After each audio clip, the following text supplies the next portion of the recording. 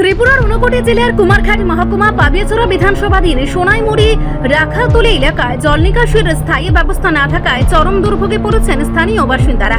বিশেষ করে রাখালতলী গ্রামের 1 নম্বর ওয়ার্ডের 60টি পরিবার গত প্রায় 15 দিন ধরে কার্যত জলবন্দী অবস্থায় দিন কাটাচ্ছেন। স্থানীয়দের অভিযোগ, জাতীয় সড়ক নির্মাণের সময় এলাকায় পুরনো ড্রেনটি বন্ধ হয়ে যায়, কিন্তু বিকল্প কোনো নিকাশি ব্যবস্থা করা হয়নি।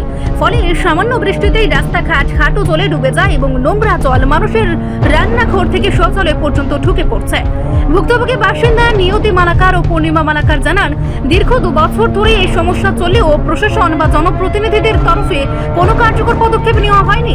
স্কুল পড়ুয়া ছাত্রছাত্রীদের প্রতিদিন নোংরা জল মারিয়ে যাতায়াত করতে হচ্ছে, যার ফলে অনেকে স্কুলমুখী হতে পারছেন না। গ্রামবাসীদের দাবি, উন্নয়নের নামে তৈরি হওয়া জাতীয় সড়ক আজ তাদের জন্য অভিশাপ হয়ে দাঁড়িয়েছে। ডবল ইঞ্জিন সরকারের উন্নয়নের সুফল পাওয়ার বদলে এখন জলবন্দী অবস্থায় মানবেতর জীবন কাটাতে হচ্ছে তাদের। দীর্ঘদিনের এই সমস্যা সমাধানে প্রশাসনের রহস্যজনক নীরবতায় এলাকায় তীব্র ক্ষোভ বিরাজ করছে। দ্রুত ড্রেনেজ ব্যবস্থার সংস্কার করা না করে আগামী দিনে বৃহত্তর আন্দোলনের হুঁশিয়ারি দিয়েছেন দুর্গত এলাকাবাসী। এখন দেখার সাধারণ মানুষের এই দীর্ঘস্থায়ী জল কষ্ট নিরসনে প্রশাসন শেষ পর্যন্ত কি ভূমিকা গ্রহণ করে। 15 দিন ধরে এখানে জল, একটা মানুষে তারা খোঁজ খবর লয় না। এমন জলটা তারা কোন দিকে ড্রেন করিয়া দিত, তারা এটি ড্রেন করিয়াও দেয় না। আমরা এই জলের মাঝে আরাম কষ্ট করতে আমি নোংরা জলের মাঝে, এই জলের রাস্তা নাই, জলের ড্রেন নাই। বৃষ্টির জল সবে সবে যারা বৃষ্টির জল আছে পরে সবের জল দিয়ে এখানে এই জলটা দেন না, ড্রেন থাকলে কিন্তু বারোইয়া গেল। আগে তো দেই না, সব দেখা গেছে। আর ন্যাশনালিটি হাই রুট হওয়ার পরে ড্রেনটা তারা বন্ধ করে দিয়েছে। আর এখন তারা হইতে কেউ আমরা ড্রেন কিচ্ছু দেয় না দেওয়ার কারণে আমরা এই অবস্থায় আছি।